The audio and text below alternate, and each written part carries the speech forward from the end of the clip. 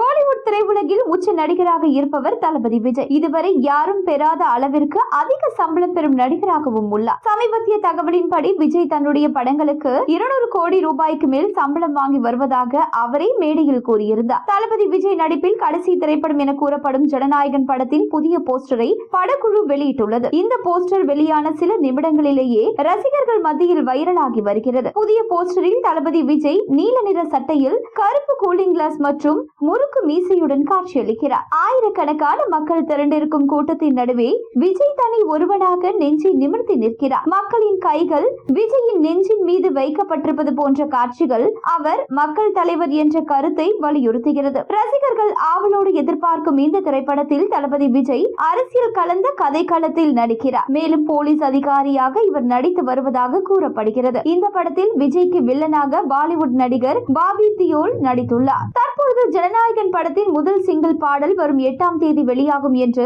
படக்குழு அறிவித்துள்ளது. இது தொடர்பாக போஸ்டரை வெளியிட்ட படக்குழு அதில் விஜயின் கால்கள் இருப்பது போலவும் அதில் அவர் ஒரு பந்தை தரையில் அடிப்பது போலவும் இடம்பெற்றுள்ளது. ஜனநாயகன் படத்தில் இருந்து இதுவரை போஸ்டர்கள் சின்ன டீசர் மட்டுமே வெளியானது. தற்பொழுது முதல் சிங்கிள் வெளியாகும் என்ற அறிவிப்பு விஜய் ரசிகர்களுக்கு மகிழ்ச்சியை ஏற்படுத்தியுள்ளது. அனிருத் இசையில் வெளியாகும் விஜயின் பாடல்கள் எல்லாம் வேறு ரகத்தில் இருக்கும். அதுவும் முதல் சிங்கிள் பற்றியெல்லாம் சொல்ல தேவையே இல்லை. முதல் சிங்கிள் பாடலை அனிருத் அல்லது விஜய் என இருவரில் ஒருவர் பாடியிருக்கலாம் என்று எதிர்பார்க்கப்படுகிறது.